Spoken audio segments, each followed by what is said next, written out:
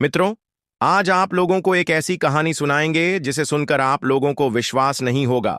कैसे एक राजा हर रोज दुल्हन बदलता था और दुल्हन बदलने के पीछे का रहस्य क्या था। चलिए मित्रों, अब कहानी को आरंभ करते हैं। मित्रों, विकासपुर नगर में एक निर्दयी राजा रहा करता था जिसका नाम विक्रम सिंह था, जिसकी क्रूरता से पूरा राज्य कांपता था। वह हर रात एक नई स्त्री से विवाह करता और सुबह होते ही उसे मौत के घाट उतार देता था। लेकिन क्यों? उसकी इस नरसंस प्रवृत्ति के पीछे आखिर क्या रहस्य छिपा था? जब सुदक्षिणा, एक बुद्धिमान और परोपकारी स्त्री ने यह सुना, तो उसने एक साहसिक निर्णय लिया कि वह स्वयं राजा से विवाह करेगी। लेकिन क्या वह भी बाकी स्त्रियों की तरह अगले दिन मृत्यु को प्राप्त होगी, या फिर अपनी चतुराई और करुणा से इस निर्दयी राजा के हृदय में परिवर्तन कर पाएगी? राजा का यह खौफनाक खेल कब तक चलेगा? क्या सुदक्षिणा इस भयानक और भयावह भाग्य को बदल पाएगी, या फिर प्रेम और मृत्यु की एक दर्दनाक कहानी बन जाएगी? जवाब छिपा है इस रहस्यमयी कथा में, जहां क्रूरता और प्रेम की टक्कर होगी और अंत में केवल एक ही विजेता होगा। मित्रों, बहुत समय पहले की बात है। प्राचीन भारत में विकासपुर नाम का एक राज्य था, जिस पर अत्यंत क्रूर और निर्दयी राजा विक्रम सिंह का राज्य हुआ करता था। राजा हर दिन एक नई लड़की से विवाह करता और दूसरे ही दिन उसे अपनी नवविवाहित पत्नी को मौत के घाट उतार देता। राजा के इन कठोर और क्रूर फैसलों से उस नगर की सारी प्रजा बहुत दुखी थी। राजा के मंत्री और दरबारी भी उससे बहुत दुखी थे, पर उनकी इतनी मजाल नहीं थी कि वह राजा के सामने अपनी नाराजगी जाहिर कर पाते या उसे समझाने का प्रयास करते।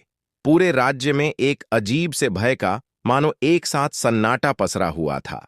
राज्य के लोग जानते थे तो बस इतना ही कि राजा हर दिन एक नई लड़की से शादी करता है और अगली सुबह उसे मौत के घाट उतार देता है। पर वह ऐसा क्यों करता है, इसके पीछे का कारण तो कोई नहीं जानता था। राज्य के दक्षिण छोर पर घने जंगल के बीच एक बूढ़ा जादूगर अपनी बेटी सुदक्षिणा के साथ रहा करता था।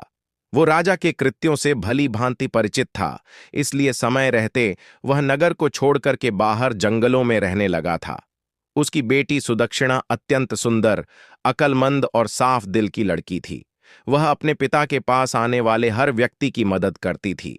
अगर कोई बीमार व्यक्ति आता तो वह उसे औषधियां बना करके उसे ठीक कर देती थी। अगर कोई दुखी आत्मा उसके पास आती तो वह अपनी बातों से उसे सुकून देती थी। एक दिन जब जादूगर को किसी कार्य से नगर में जाना था, तो सुदक्षिणा भी जिद करने लगी। उस दिन अपने पिता के साथ चल पड़ी। जब दोनों नगर में प्रवेश करके द्वार पर पहुंचे, तभी नगर से रोते बिलखते राजा को बद्दुआ देते लोग आज फिर से उसके द्वारा मृत के घाट उतारी गई। एक लड़की के शव को उठाए आ रहे थे। बूढ़े जादूगर ने उनको देखा तो उनका सारा माजरा समझते देर नहीं लगी। उसने तुरंत अपनी बेटी को वहां चलने के लिए कहा, पर सुदक्षिणा ने जब उन रोते बिलखते लोगों को देखा तो उसका हृदय द्रवित हो उठा। वह बोली, नहीं पिताजी, पहले मुझे यह जानना है कि यह लोग क्यों इतना दुखी हैं और इनके रोने के पीछे का कारण क्या है, और क्यों ये लोग यहां के राजा को भला बुरा कह रहे हैं। जादूगर के बहुत समझाने पर भी वहां से वह नहीं गई। कुछ लोगों से जब उसने इसका कारण पूछा तो लोगों ने उसे एक बार के लिए अजीब निगाह से देखा और बोले, क्या तुम्हें कुछ नहीं पता? सुदक्षिणा के पिता के मना करने पर भी उन लोगों ने अपनी पूरी पीड़ा भरी दस्ताना उनके सामने कह सुनाई। सारी बात सुनकर के सुदक्षिणा एकदम सन्न रह गई और चौंक गई। कुछ देर के बाद वह अपने होश को संभाल करके अपने पिता से कहने लगी कि पिताजी, मैं राजा के साथ विवाह करना चाहती हूं। बेटी के मुख से यह बात सुनकर के जादूगर सख्त में आ गया और कहने लगा कि बेटी, क्या तुम पागल हो गई हो जो ऐसी बातें कह रही हो? तुमने अभी सुना नहीं कि राजा दूसरे ही दिन अपनी पत्नी की हत्या करवा देता है? सुदक्षिणा कहने लगी, पिताजी, मुझे अच्छे से पता है मैं क्या कह रही हूं। आप तो बस मुझे राजा के पास जाने की अनुमति दीजिए। अगर मैं अपनी बुद्धि के कारण और सत्य के बल पर एक निर्दयी व्यक्ति को बदल सकती हूं, तो यह मेरे जीवन की सबसे बड़ी उपलब्धि होगी। वरना एक दिन मरना तो सभी को है, और किसी की मृत्यु राजा के नहीं बल्कि ईश्वर के हाथ में है। मित्रों, बहुत कहने सुनने पर ना चाहते हुए भी जादूगर को अपनी बेटी की जिद के आगे झुकना पड़ा। उसने भारी हृदय के साथ अपनी बेटी को राजा के पास जाने की अनुमति दे दी।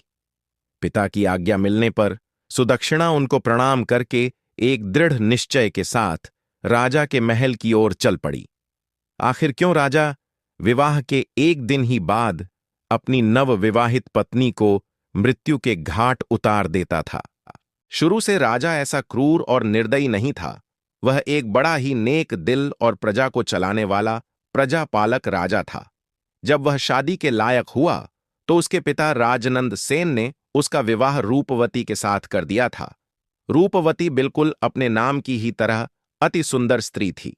राजा विक्रम सिंह भी उसके रूप का कायल हो चुका था। वह दिलोजान से अपनी पत्नी को प्यार करने लगा था।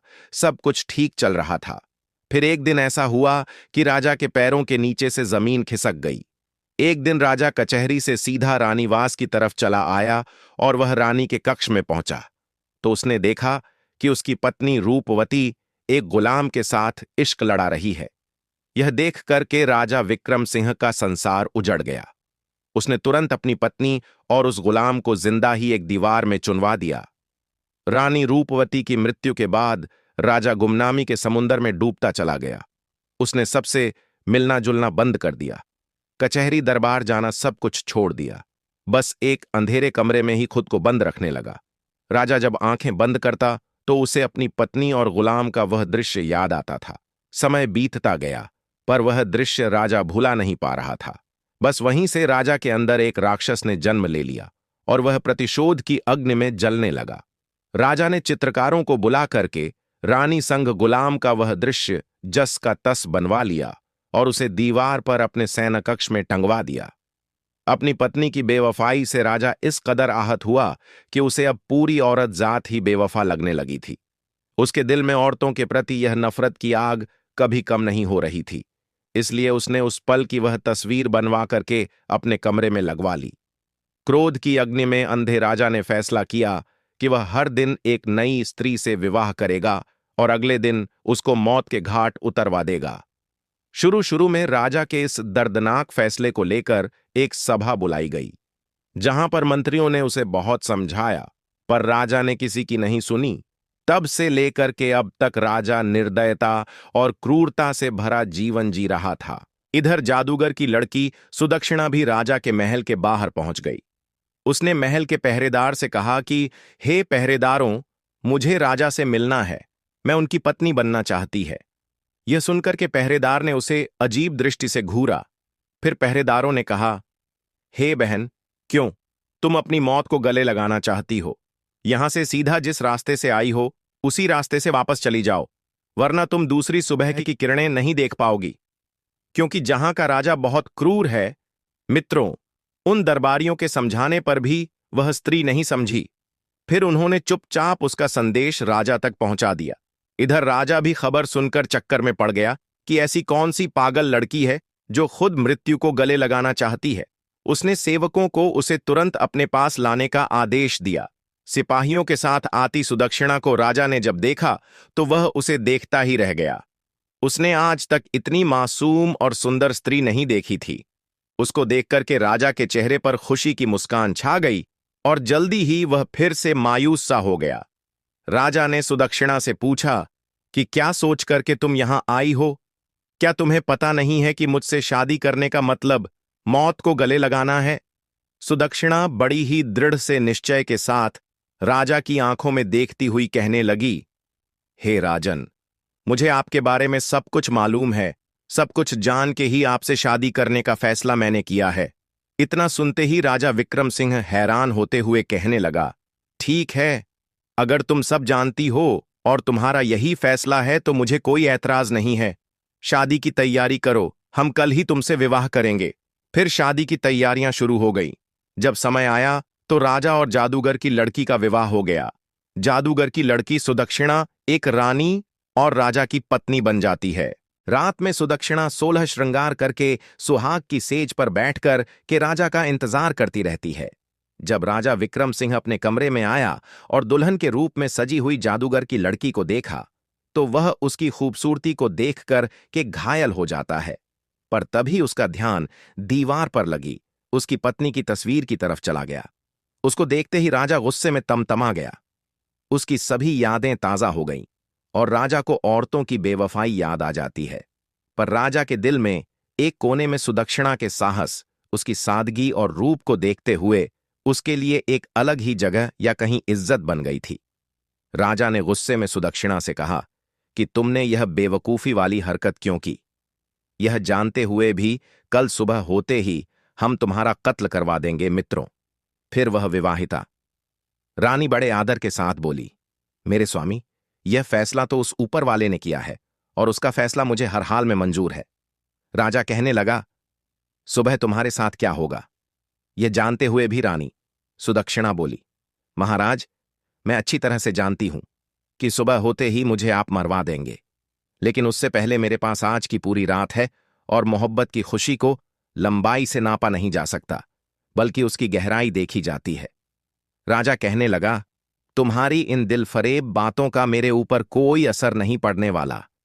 रानी सुदक्षिणा बड़े ही प्रेम और मर्यादा के साथ कहने लगी, हे स्वामी, मैं एक रात के लिए ही सही, पर आपकी पत्नी तो हूं, इस नाते इस रात पर मेरा पूरा हक है। सुबह जो आपको करना है आप कर लीजिएगा। फिर वह बोली, महाराज, पर अभी के लिए अपने इस गुस्से को त्याग दीजिए और थोड़े शांत हो जाइए मित्रों। फिर रानी सुदक्षिणा की बात सुनकर के राजा का क्रोध ठंडा पड़ जाता है और वहां आराम से कमरे में एक सोने की कुर्सी रखी हुई थी, उसी पर वह जाकर के बैठ जाता है। रानी सुदक्षिणा कहने लगी, महाराज, आज की रात आपका दिल बहलाने के लिए मैं आपको क्या सुनाऊं? कोई किस्सा सुनाऊं, कोई सैर सुनाऊं, क्या शायरी सुनाऊं या फिर कोई गाना सुनाऊं?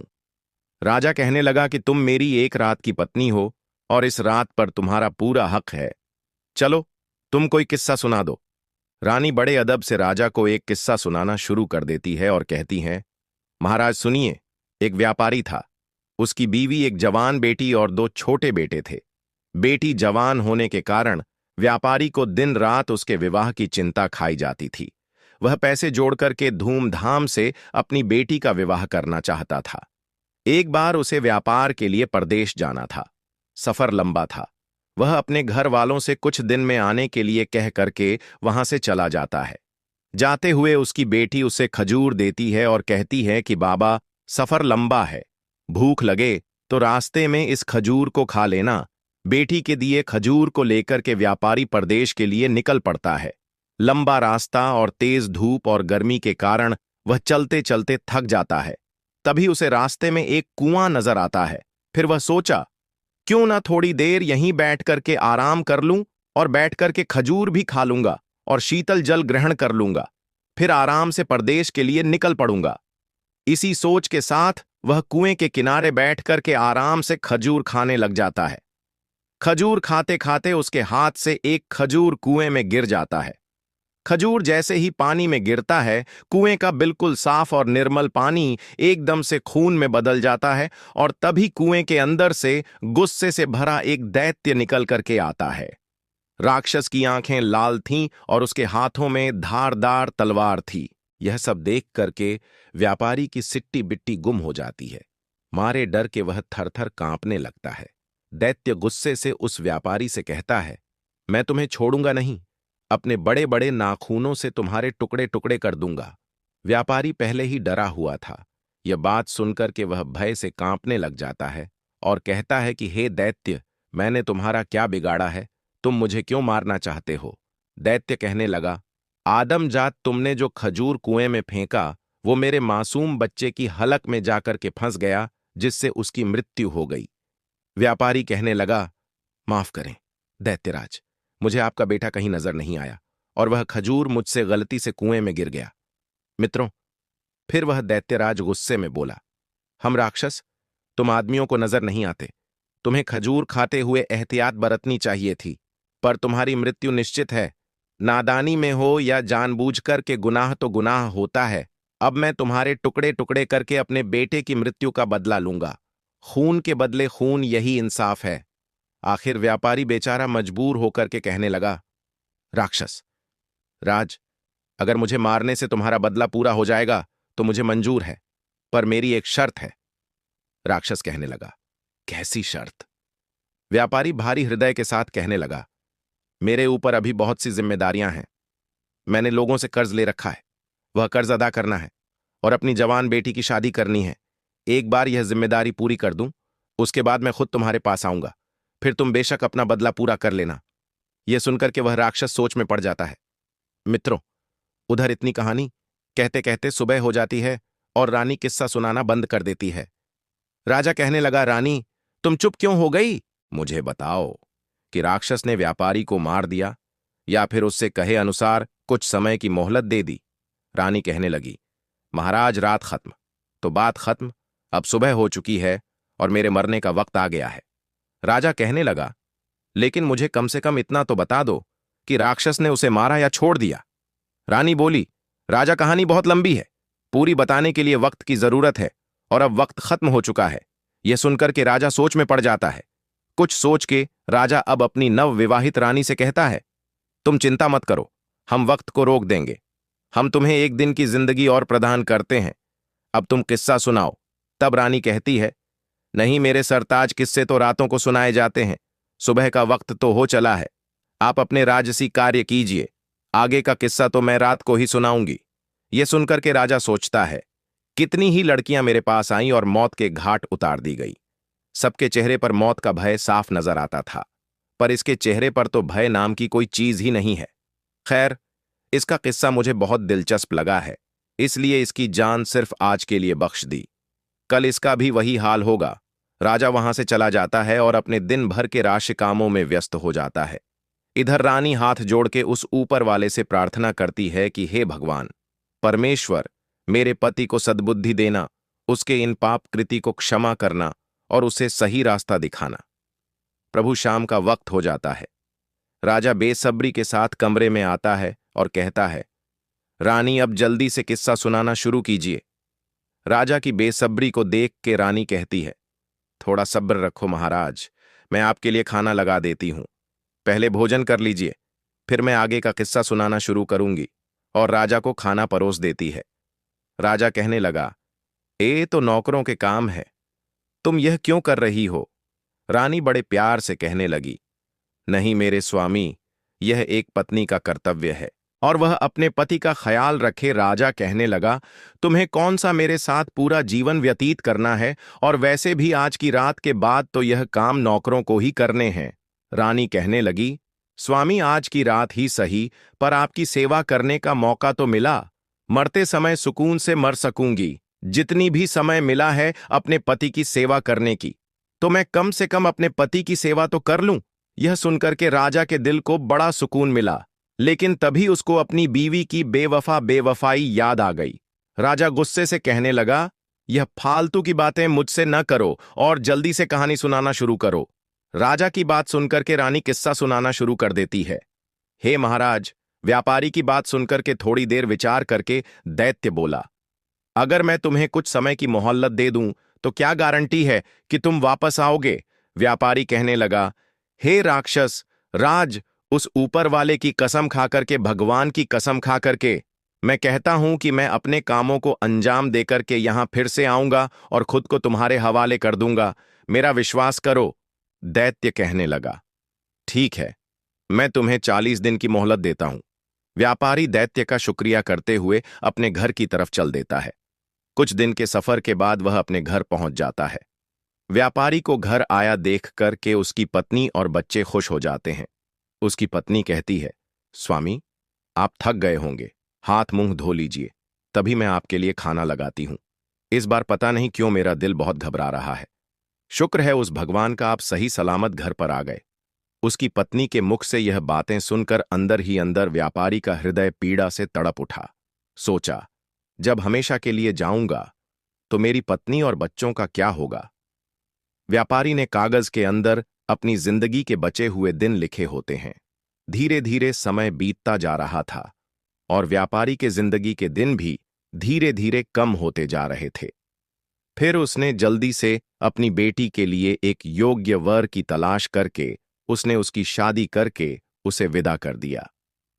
खुशी के साथ साथ व्यापारी अंदर से दुखी भी था, क्योंकि आज उसकी अंतिम रात थी। कल का दिन तुम्हारा आखिरी दिन है। कल वो दैत्य तुम्हारे टुकड़े टुकड़े कर देगा। व्यापारी बिस्तर में पड़ा पड़ा यही सब सोच रहा था। नींद उसकी आंखों से कोसों दूर थी। उसे रह रह करके यह बात खाए जा रही थी कि उसके मरने के बाद उसकी पत्नी और बच्चों का क्या होगा। दुखी हृदय के साथ व्यापारी उठ करके बैठ जाता है और सिसक सिसक कर रोने लगता है। उसके रोने की आवाज सुनकर कि उसकी पत्नी भी उठ जाती है। व्यापारी को ऐसे रोता हुआ देख करके घबरा करके उससे पूछती है, क्या हुआ स्वामी, आप रो क्यों रहे हो? व्यापारी पहले तो बात को टालने की कोशिश करता है, पर जब उसकी पत्नी ने ज्यादा जोर देकर के पूछा तो वह टूट जाता है और सारा किस्सा अपनी पत्नी को रोते रोते सुना देता है। सारी बात सुनकर कि व्यापारी की पत्नी का कलेजा मुंह को आ जाता है। वह तड़प उठती है और कहती है, स्वामी, आपकी जगह पर मैं उस दैत्य के पास जाऊंगी। मुझे चाहे कुछ भी हो जाए, चाहे वह दैत्य बेशक मेरी जान ले ले, पर मैं आपको कुछ भी नहीं होने दूंगी। किस्से के बीच में ही राजा बोल पड़ता है और कहता है, वाह क्या औरत है, ऐसी औरत भी दुनिया में होती है। ऐसी नेक और वफादार बीवी की दहलीज पर तो फरिश्ते भी अपना सिर झुकाए। रानी कहती है, बिल्कुल ठीक कहा महाराज, कुछ बदचलन औरतें होती हैं जिनकी वजह से सभी औरतों पर उंगली उठाई जाती है, पर सबको एक जैसा समझा जाता है। यह सुनकर के राजा सोच में पड़ जाता है। रानी आगे का किस्सा सुनाना शुरू कर देती है और कहती हैं, हे महाराज, व्यापारी अपनी पत्नी को समझाता है और कहता है, मेरी बात मत करो, प्रिय मरे हुए होते हैं। अगर तुम्हें कुछ हो जाए तो धिक्कार है। मेरे ऊपर तुमने यह कैसे कह दिया? तुम मेरी जगह उस राक्षस के पास चली जाओगी। गलती तो मुझसे हुई है और इस गलती की सजा तो मुझे ही भोगनी पड़ेगी। तुम मेरे बच्चों का ख्याल रखना, उन्हें मेरी कभी कमी महसूस मत होने देना। व्यापारी अपनी पत्नी को खूब समझाता है। ऐसे ही बातों बातों में रात निकल जाती है और सुबह हो जाती है। व्यापारी भारी हृदय के साथ अपने छोटे बच्चे और बीवी को गले लगा के उनसे विदाई लेकर के वहां से निकल पड़ता है। लंबा रास्ता तय करके वह उसी जगह कुएं पर पहुंच जाता है जहां उसे वह दैत्य मिला था। व्यापारी दैत्य को आवाज देता है, राक्षस राज, मैं तुम्हारे पास आ गया हूं। मेरे 40 दिन पूरे हो गए हैं। आओ मेरी जान लेकर के अपना बदला पूरा कर लो।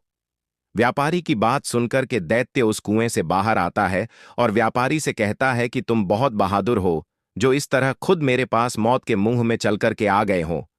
लेकिन आदमजात, मैं तुम्हें मारूंगा नहीं, क्योंकि मैं तुम्हें माफ कर चुका हूं। दैत्य आगे कहता है, जब तुमने मुझसे समय मांगा था तब मुझे तुम्हारे ऊपर यकीन नहीं था, इसलिए उसी दिन से मैं तुम्हारा पीछा कर रहा था। तुमने जो कुछ भी कहा था बिल्कुल सच कहा था। अब जाओ और अपने बीवी बच्चों को संभालो, तुम्हारे बिना उनका रो रो करके बुरा हाल है।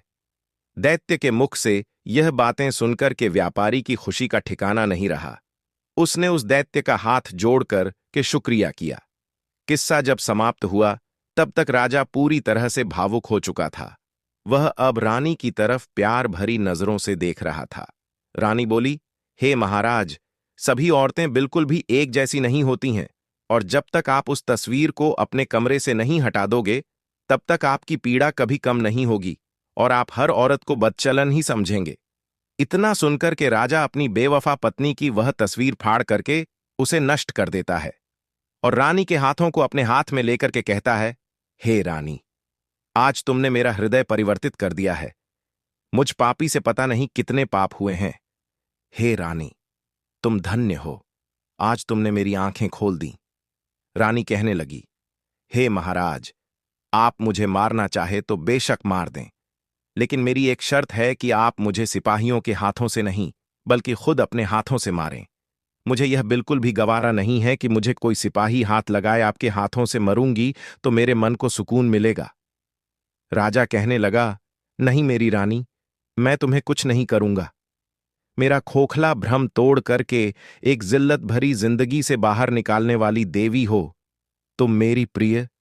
मैं हमेशा तुम्हें अपनी पलकों पर बिठा करके रखूंगा, और जितना पाप मैंने किया है शायद उसके लिए वह ऊपर वाला मुझे कभी माफ ना करे, पर बची हुई जिंदगी में मैं सिर्फ खुशियां बांटना चाहता हूं। अपनी प्रजा और तुम्हारे साथ अब मैं जीना चाहता हूं। उधर जब जादूगर को यह पता चला कि उसकी बेटी बिल्कुल सही सलामत ही नहीं बल्कि राजा की आंख खोलने वाली उसकी पट रानी बन गई है और राजा अब एक नीक इंसान बन गया है, तो उसकी भी खुशी का कोई ठिकाना नहीं रहा। राजा विक्रम सिंह रानी सुदक्षिणा के साथ एक हंसी खुशी जीवन व्यतीत करता है। व्यापारी ने अपनी गलती की सजा स्वीकार की, लेकिन उसकी पत्नी और बेटी की निष्ठा और प्रेम ने उसे अंततः एक नई राह दिखाई। राक्षस ने उसकी ईमानदारी और समर्पण को देखकर के उसे माफ कर दिया और वह घर लौटने में सफल हुआ। राजा ने रानी की समझदारी पर बलिदान को समझा और अपनी पुरानी पीड़ा से मुक्ति पाई। यह कहानी सिखाती है कि सच्चे प्रेम और नैतिकता की शक्ति से ही जीवन में बदलाव लाया जा सकता है। राजा विक्रम सिंह, जो स्त्रियों को केवल अपने अहंकार का शिकार बनाता था, आज खुद समय के चक्कर में फंस चुका था। सुदक्षिणा की बुद्धिमता और साहस ने केवल उसकी क्रूरता का अंत किया, बल्कि पूरे राज्य को एक नया मार्ग दिखाया। मित्रों, यह कहानी केवल राजा और सुदक्षिणा रानी की नहीं, बल्कि उस सत्य की है जो हमें सिखाती है कि अहंकार और अन्याय अधिक समय तक नहीं टिकते। जो दूसरों के साथ छल करता है, उसे एक दिन स्वयं अपने छल के जाल में फंसना पड़ता है। तो मित्रों, यह कहानी आपको कैसी लगी है, हमें जरूर बताना। और यदि थोड़ा सा भी अच्छी लगी हो तो वीडियो को लाइक करके, चैनल को सब्सक्राइब करके बेल आइकन ऑल पर प्रेस कर लेना, जिससे आप सभी लोग प्राचीन कथाओं और कहानियों से जुड़े रहे। मित्रों, वीडियो को पूरा देखने के लिए आप सभी लोगों का धन्यवाद।